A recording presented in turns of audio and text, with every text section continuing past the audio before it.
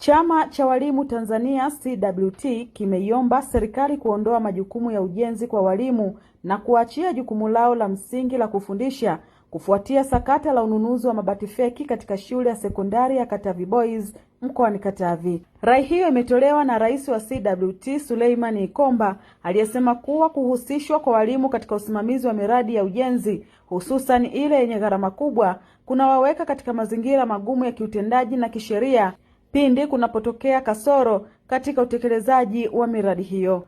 Sakata hilo linafuatia agizo la Waziri Mkuu Mwigulu Nchemba alipokuwa katika ziara yake mkoani Katavi, ambapo alielekeza kuchukuliwa kwa hatua wote waliohusika katika mchakato wa ununuzi wa mabati feki 4,000 yaliyogharimu shilingi milioni 200. Kutokana na agizo hilo, walimu 17 wakiwemo maafisa elimu 5 wamekamatwa wakituhumiwa kuhusika katika maamuzi ya kuruhusu utolewaji wa fedha kutoka kwenye akaunti ya shule kwa ajili ya ununuzi wa mabati hayo, wakiwa ni sehemu ya kamati za uongozi wa shule.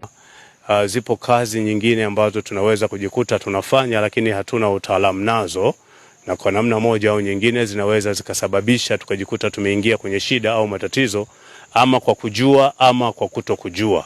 Na ingekuwa vizuri kama kazi hizo tungekuwa zinawekwa pembeni na sisi ili tuendelee na shughuli nyingine hasa za ujenzi wa taifa kupitia taaluma ambayo sisi tumeisomea.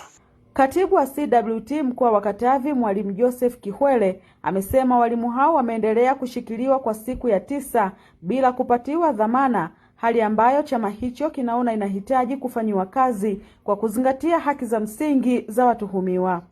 Sababu kama tunaamini hatua za blokiwa zilifuatwa, mzabuni yupo, ameleta mzigo ambao hauna ubora, tuliamini sisi kama chama cha walimu wangetupeleka mahakamani, wangepeleka wateja wetu mahakamani ili mahakama iamue. Lakini kwa sababu walikuwepo kizuizini mpaka leo, jitihada zinaendelea za kuomba mdhamana kwa masharti nafuu sana, sababu sisi bado ni watumishi, tupo mazingira haya na tunafanya kazi nyingi. Kwa upande wake mwenyekiti wa CWT Manispaa ya Mpanda Baraka Kidenya amesema walimu hao walikamatwa kufuatia kushiriki katika kamati za uongozi wa shule ambapo walihusika kuruhusu fedha kutolewa kwa ajili ya ununuzi wa mabati, hatua iliyowafanya kuhusishwa moja kwa moja na sakata hilo.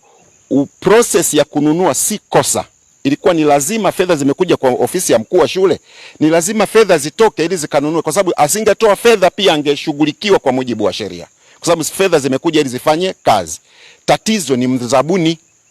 Mzabuni ameleta bidhaa feki, na bidhaa hilo tulitarajia sisi kama chama cha wafanyakazi, tulitarajia kwamba labda huyu mzabuni ambaye ameleta bati feki, basi huyu ndiye angeshughulikiwa. Sasa mzabuni amewekwa ndani. Mimi ni Swaumu Katambo.